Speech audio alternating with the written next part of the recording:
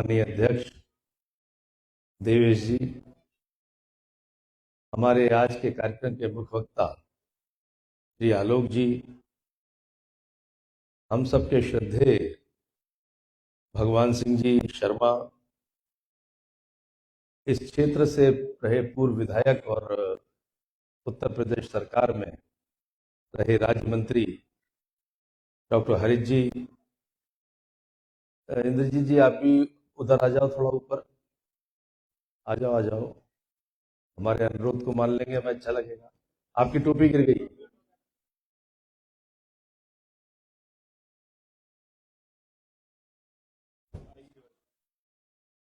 आगरा के पूर्व महापौर इंद्रजीत आर्य जी, महामंत्री ऐसे हेमंत भोजवानी जी, उपस्थित पार्षद, कार्यकर्ता बंधुओं, मातृशक्ति, बच्चों बच्चों शांत हो जाओ।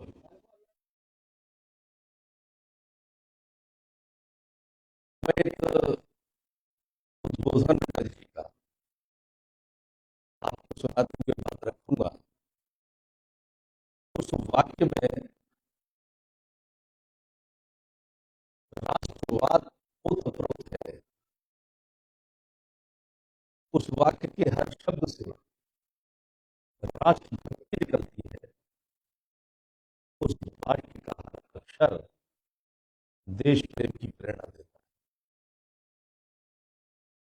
उनके इस उद्बोधन से मालूम पड़ जाएगा कि कितना विराट व्यक्तित्व इस देश के लिए समर्पित था वो। अपने बच्चों को या तो पीछे कर दीजिए या फिर उनको कहिए शांत रहे। तो उधर वाले भी बच्चे, बच्चों शांत रहो। आपके टीचर आए साथ में, उनको को वहां खड़े हो जाए।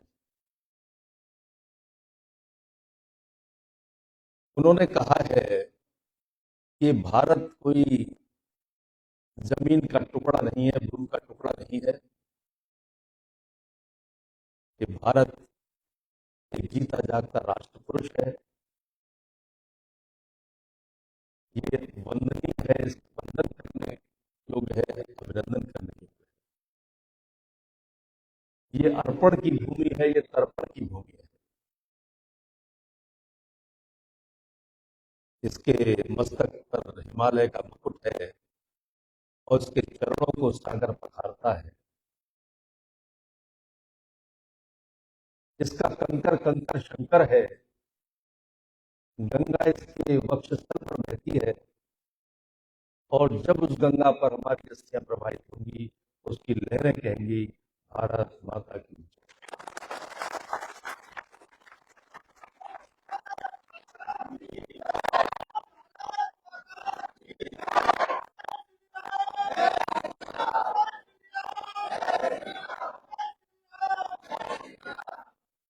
अब देखिए कि उनके इस वाक्य को जब मैंने आपको सुनाया है तो कैसी ऊर्जा और स्फूर्ति हर कार्यकर्ता के इसमें आई है। ये अटल जी थे। अटल बिहारी वाजपेयी भारत रत्न, देश के पूर्व प्रधानमंत्री, देश के विलक्षण नेता, जिनको अटल जी करके जाना जाता था, संबोधन किया जाता था। अटल जी संबोधन एक छोटा सा शब्द, लेकिन उसके अंदर से झांकता हुआ विराट व्यक्तित्व, अनुकरणीय विशाल व्यक्तित्व, ये अटल जी थे। अटल जी कोई व्यक्ति का नाम नहीं है, अटल जी एक संस्था का नाम। अटल जी संस्था थे, संस्था है और संस्था रहेंगे। 25 दिसंबर उनके जन्म दिवस है। पूरा देश इस जयंती को एक सप्ताह के रूप में मना रहा है। इस गुरु का स्मरण करने हम भी यहाँ सब एकत्रित हुए। अभी इससे पहले मैं सुभाष मंडल के कार्यक्रम में आज से होकर आ रहा हूँ। कल अपने क्षेत्र के 2 मंडल के कार्यक्रम थे और इसके बाद 1 मंडल का कार्यक्रम और है। 5वां मंडल के कार्यक्रम हो जाएंगे अटल जी की स्मृति। तो उनकी स्मरण क्यों किया जाता है महापुरुषों का? बंधुओं इसलिए किया जाता है कि उनके व्यक्तित्व का अनुसरण कर सके, उनके व्यक्तित्व का अनुकरण कर सके, इसलिए उनको स्मरण किया जाता है। अटल जी जयंती के अवसर पर अगर हम एक भाषाई दृष्टि से देखें तो उनका व्यक्तित्व इतना बड़ा था कि हर पद उनके लिए छोटा था। अटल जी, कुछ लोग ऐसे होते हैं जो पद से सम्मानित होते हैं, पद से सुशोभित होता है उनका व्यक्तित्व, लेकिन अटल जी का व्यक्तित्व ऐसा नहीं था। पद उनसे सुशोभित होता था। अटल जी इस पद पर बैठे।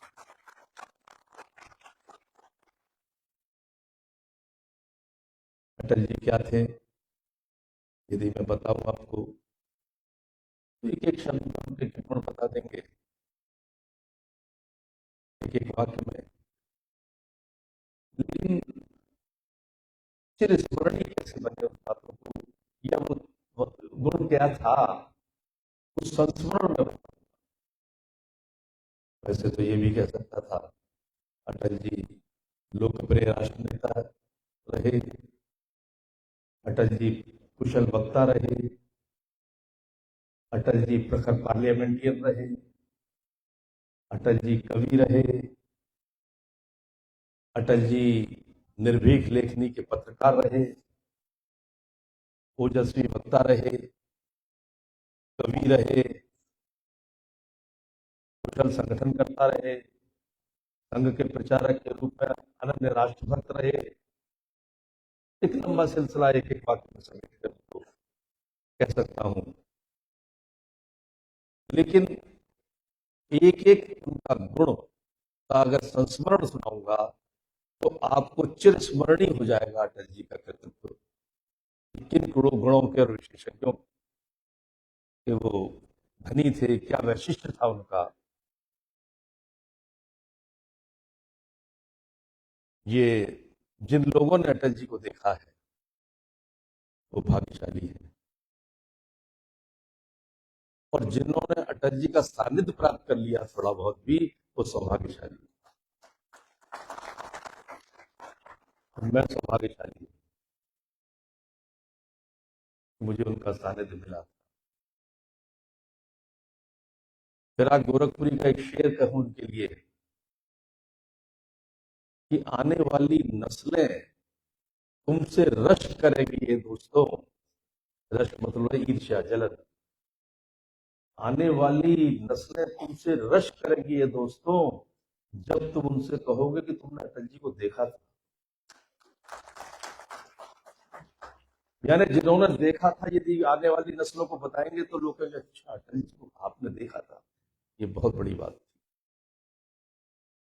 ये थे अटल जी, कुशल वक्ता थे, पार्लियामेंट्रियन अच्छे थे। 1952 में एक संस्मरण सुनाता हूं मैं आपको, जब पहली बार वो जीत कर पहुंचे लोकसभा में, तो नेहरू जी की विदेश तटस्थ नीति पर चर्चा थी। तटस्थ विदेश नीति पर चर्चा करना इतना आसान नहीं, नीतिगत विषय, दुरूह विषय, लेकिन बड़े से बड़े विषय, दुरूह से दुरूह विषय, गुण से गुण विषय को कितनी सरलता से वो बयान कर जाते थे। उन्होंने उस समय युवा अटल जी, पहली बार पहुंचे हुए अटल जी, नेहरू जी जैसा व्यक्तित्व, उनकी तटस्थ विदेश नीति पर चर्चा। बोले पीएम साहब आप तटस्थ रह नहीं सकते, क्योंकि तट पर स्थित वो पेड़ रह सकता है जिसकी जड़ें गहरी हो, मजबूत हो। किसी नदी के तट पर स्थित वो मकान रह सकता है, वो भवन रह सकता है जिसकी नींव गहरी हो, मजबूत हो। जो देश शक्तिशाली होगा वही तटस्थ रह सकता है, आप तटस्थ रह नहीं सकते। तो तटस्थ विदेश नीति को उन्होंने कैसे समझाया, और फिर कहा कितनी निर्भीकता से, जो उस समय के सबसे शक्तिशाली राजपुरुष थे नेहरू जी,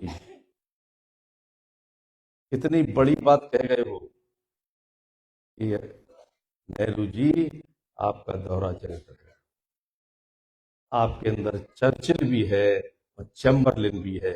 ये दो व्यक्तित्व थे ब्रिटेन की राजनीति के बिल्कुल विपरीत, यानी आप दोहरा चरित्र रखते हैं, ये उन्होंने कहा उस समय हाउस के अंदर कहा। ये थे अटल जी।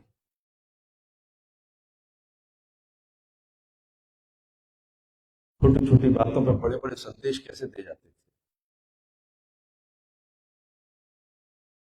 अपना भक्त भोगी एक संस्मरण सुनाता हूँ। यहाँ भारतीय जनता पार्टी का सम्मेलन था, अधिवेशन था आगरा के मीना बाजार की कोठी में। के जी को जानते होंगे, पुराने लोग मालूम है। हम सब लोग जितने भी राष्ट्रीय स्तर के कार्यकर्ता आए थे पूरे देश से, वो सब कैंपों में ठहरे थे। अटल जी भी कैंपों में ठहरे थे। चाहते तो 5 स्टार होटल में इंतजाम कर सकते थे, पार्टी भी कर सकती थी, लेकिन उन्होंने नहीं, कार्यकर्ताओं के बीच में रुकूंगा। ठहरे थे। उनके बगल में एक छोटा कैंप किचन के रूप में बनाया गया था। राजकुमार अग्रवाल उस समय शहर के उपाध्यक्ष थे, मैं शहर का मंत्री था। हमको उस व्यवस्था में रखा गया था। एक सूची दे दी गई थी, सुबह गर्म पानी, फिर चाय, फिर बना खाना बनाने, एक सूची दी थी। उस सूची में बताने वाला ये भूल गया कि रात को वो सोने से पहले दूध पीते थे। हमारे पास दूध था सुबह की चाय का, सुबह गाढ़े दूध की चाय पीते थे, तो थोड़ा दूध ज्यादा था। अटल जी 12:30 बजे, जो न्यूक्लियस ऑफ द बीजेपी की मीटिंग होके लौटे, शिव कुमार जी जो उनके सहयोगी थे, बोले दूध लाओ। अटल जी दूध पियेंगे अभी। अब वो दूध इतना था कि 200 रुपए की चाय बनती। और राजकुमार जी मेरी तरफ देखे, मैं राजकुमार जी की तरफ देखूं। बोले क्या करें? मैंने कहा 1 कप पानी मिला दो इसमें। और 1 कप पानी मिलाया, एक छोटा गिलास लिया शीशे का, उसमें दूध दिया और भेज दिया। और हम लोग दीपक गए किचन के कोने में, अब क्या होगा देखेंगे। वो दूध पी के सो गए, कुछ नहीं बोले, ना कुछ संदेश, ना कोई आदेश। दूसरे दिन मैं जग में पानी भर के गुनगुना और गिलास लेके पहुंचा।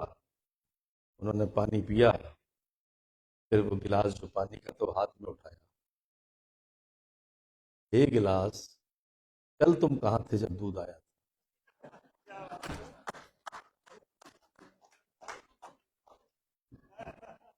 ये थे अटल जी। चुपचाप कह दिया कि भैया आज शराब को जरा ज्यादा दूध ले आना। ऐसे ही 1996 में जब भारतीय जनता पार्टी सबसे बड़ा दल बनकर उत्तर प्रदेश में आई थी, लेकिन बहुमत नहीं मिला था, तो राजभवन में उस समय रोमेश भंडारी गवर्नर थे। उन्होंने किसी को नहीं बुलाया सरकार बनाने के लिए, जबकि तरीका ये होता है, लोकतंत्र की व्यवस्था है कि सबसे बड़े दल को बुलाओ, वो असफल हो जाए तो उससे नेक्स्ट दल को बुलाओ, वरना फिर अगला लोकतांत्रिक संवैधानिक कार्यक्रम करो। उसने किसी को नहीं बुलाया। हम लोगों का आग्रह था कि हमारे नेताओं को बुलाना चाहिए। राजनाथ सिंह जी उस समय नेता थे, कल्याण सिंह जी नेता थे, तो नहीं बुलाया उन्होंने। एक आप बहुमत जो दिखाएगा, जिस पर बहुमत का आंकड़ा देगा, वो उसको बुलाऊंगा। मैं और सरदारी लाल माधवा जी, मेरी उम्र उस समय 38-39 साल थी, लेकिन ईश्वर ने एक बड़ा काम करा दिया उस समय हमसे। हम दोनों ने मिलकर कांग्रेस में विभाजन किया और तोड़े उनके। शुरुआत में 14 विधायक, बाद में 19 हो गए, और अटल जी तक खबर कहलवाई। हमें 4 नवंबर 1996 को अटल जी के आवास पर बुलाया गया, गए हम। हमारे साथ बाबू दर्शन सिंह यादव कांग्रेस के बड़े नेता थे। यहाँ के मंडलेश्वर सिंह जी विधायक थे। राजा दिवाकर विक्रम सिंह विधायक थे। राजा सरस्वती प्रताप सिंह विधायक थे। इन सब को लेकर उनके आवास पर पहुंचे। नहीं, जो वहां थे उस समय गए थे। चौधरी लक्ष्मी नारायण थे। हाँ, श्याम सुंदर जी नहीं, चौधरी लक्ष्मी नारायण जी साथ में थे। उस इस समय चौधरी लक्ष्मी नारायण जी जीवित थे उस 4-5 लोगों में। और गजेंद्र सिंह मंडलेश्वर सिंह की गाड़ी चला के उनका बेटा लेके गया था वो। अटल जी ने, अब देखिए हम लोग करते क्या है, हमारे यहाँ मेहमान आते, चाय रखे है, सामने नाश्ता रखा है या कुछ, लीजिए। अमूमन यही करते हैं, क्यों पंडित जी, लीजिए। अटल जी प्रधानमंत्री, प्रधानमंत्री तो कुछ नहीं, कुछ छोटा विषय है, बहुत बड़ा कद था उनका। उन्होंने काजू की प्लेट उठाई, बगल में मैं था, लीजिए। अब सबसे छोटा उसमें मैंने सोचा कि मैं सबको दूं। मैंने प्लेट पकड़ने की कोशिश की, 4 उठाओ,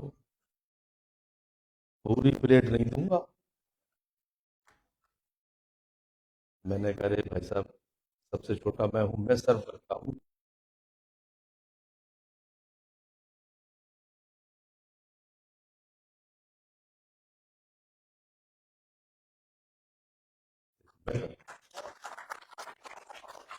ये थे अटल जी। तो ये मैं सच में इसलिए सुना रहा हूँ कि उनके गुण क्या थे, आपको समझ में आए। निहायत वाकपटु, हाजिर जवाब, चुटकी लेके अपनी बड़ी से बड़ी बात कहना, ये वैशिष्ट था अटल जी का। अब जैसे भी मैंने बताया कि उन दिनों जब हम ये कांग्रेस से मैनेज कर रहे थे, तो हमारा जाना उनके पास सबसे सहज और सरल था। तो डॉक्टर साहब के कमरे में रुकते थे हम लोग। हाँ, इनके, हमारा जो आवास था, इनके कमरा था उस समय, और डेरा डाले पड़े रहते। तो वहां पहुंचे, वीवीआईपी गेस्ट हाउस में बैठे थे। लखनऊ की महिलाएं आ गई इकट्ठी, 20-25, और अटल जी से बोली, महिला विधेयक लाओ। अटल जी, और ऐसा है पूरा तर्क। अटल जी के, हाँ ठीक ठीक। लगा जैसे आज ही सहमति देंगे। तो बोले, एक है चक्कर बस, महिला विधेयक तो मैं आज ले आऊं तो कल पास करा दूं, लेकिन लखनऊ महिला रिजर्व हो गई तो मैं कहा जाऊंगा। और कह के खड़े होकर चल दिए। महिलाएं सब हंसती रह गई। मैंने कहा, क्या है, देखिए कितनी बड़ी बात को कितनी हल्के बात पड़ता से डाल के चले गए, किसी को बुरा नहीं लगा। ये थे अटल जी। रोरीलाल अग्रवाल जी के बारे में आप जानते होंगे, आप जानते होंगे, आगरा के अमर उजाला के संपादक थे। किस चतुराई से उन्होंने उन पर कटाक्ष किया, लोग समझ नहीं पाए। रोरीलाल जी को महसूस हो गया। आगरा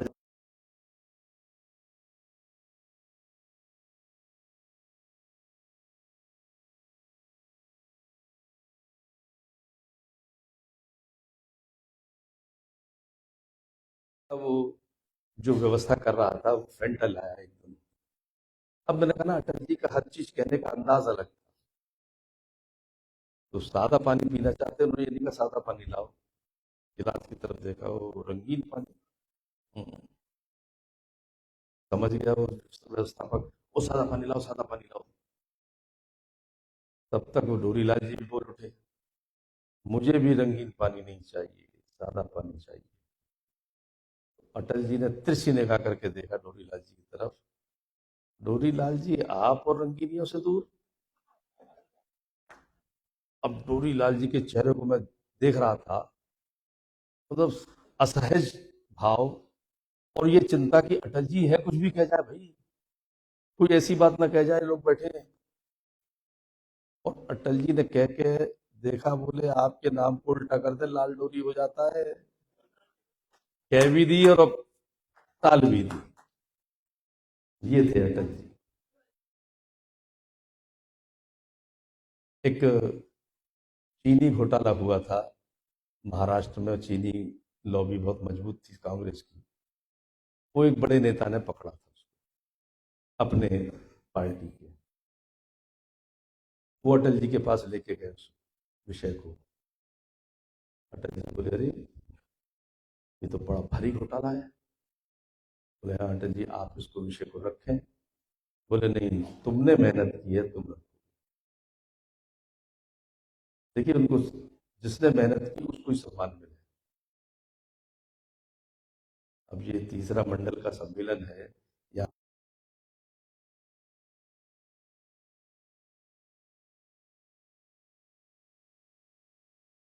उन्होंने कहा कि तुम रखो। अब क्या मैनेजरी हुई 2 दिन में कि उन्होंने वो तीखापन खत्म हो गया उनके, हमारे नेताजी के भाषण में, जो उसमें होना चाहिए। जितना वो घोटाला बड़ा था, जितना गड़बड़ियां थी, उसका प्रहार कम, काफी कम हो गया। अटल जी सुन रहे थे। बोले, चीनी में उस दिन जैसी कड़वाहट नहीं है, कुछ कम हो।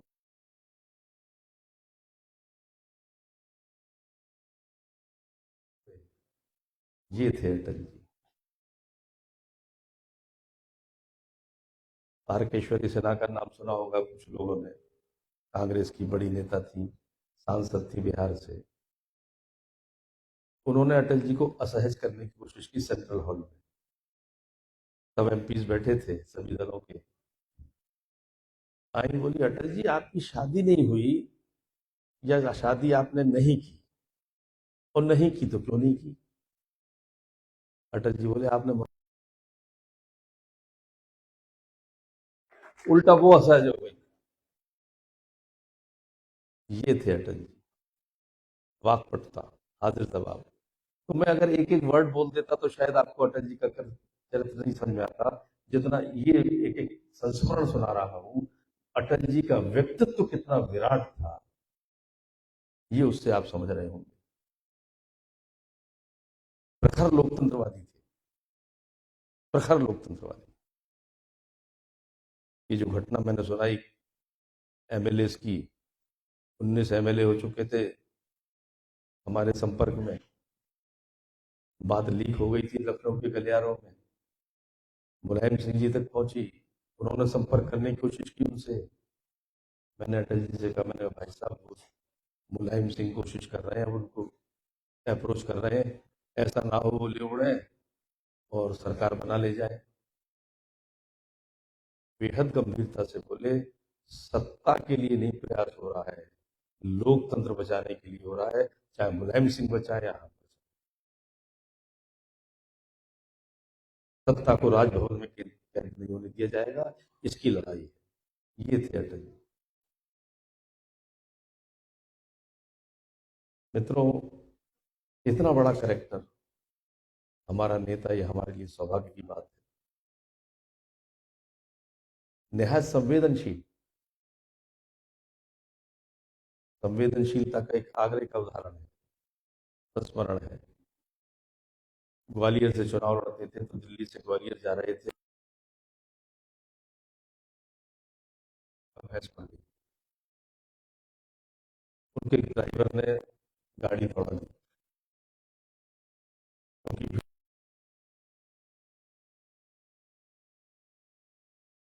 उन्होंने गाड़ी रुकवाई थाने पर। पैसे से हुआ उसको, जिन लोगों की गाड़ी भैंस मरी है उनको बुला के लाओ।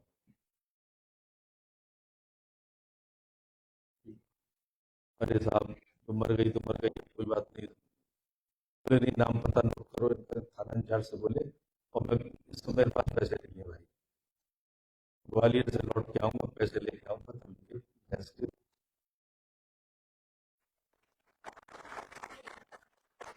ग्वालियर से लौटे अगले दिन, थाने पर रुके, उन लोगों को बुलाया, भैंस के पैसे दिए, वो ना ले रहे थे।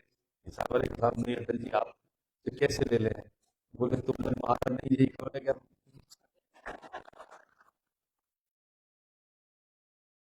ये थे अटल जी। तो ये ऐसा व्यक्तित्व हमारा नेता था। मित्रों, उनके कविताएं, मैंने बताया कवि हृदय थे अटल जी। उनकी कविताएं कोई पूरी कविताएं नहीं थी, तुकबंदियां नहीं थी, फलसफा बोलता था उनकी कविता। मौत से ठंडी है चुनौती, मौत को जीवन से बड़ी हो गई। और फिर आगे देखते हैं, जीवन से बड़ी हो नहीं सकती, मौत से ठन गई। चुनौती मौत को, ये थे अटल जी। हिंदू तन मन हिंदू जीवन हिंदू, रग रग मेरा परिचय, ये उनकी कविता। और मंच से गाते थे। जो उनका सिद्धांत था, दर्शन दर्शन था राजनीतिक, उसको तो स्पष्ट कहने में कोई हिचक नहीं थी। हिंदू तन मन हिंदू जीवन हिंदू, रग रग मेरा परिचय, ये थे अटल जी। हार नहीं मानूंगा, हार नहीं ठानूंगा, चाल के कपाल पर लिखता मिटाता हूँ, गीत नया गाता हूँ, ये थे अटल जी।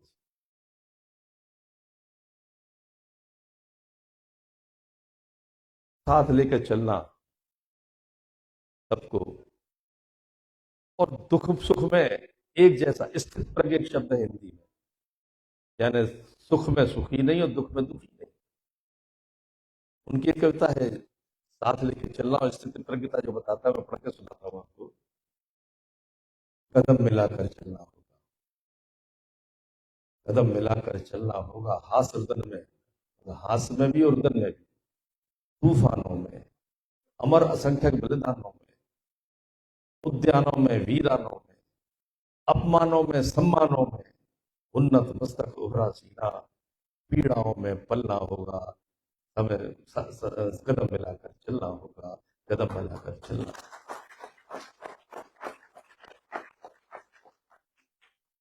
ये कविता से उनका चरित्र उजागर होता है। अब इतने सारे गुण जो मैंने अभी चर्चा की, ये आत्मसात कर दी जाए हरित जी में, लेकिन हरित जी अटल जी बन सकते हैं? नहीं बन सकते। ये सब गुण भी आत्मसात कर लें, क्योंकि अटल जी थे, अटल जी हैं, अटल जी रहेंगे।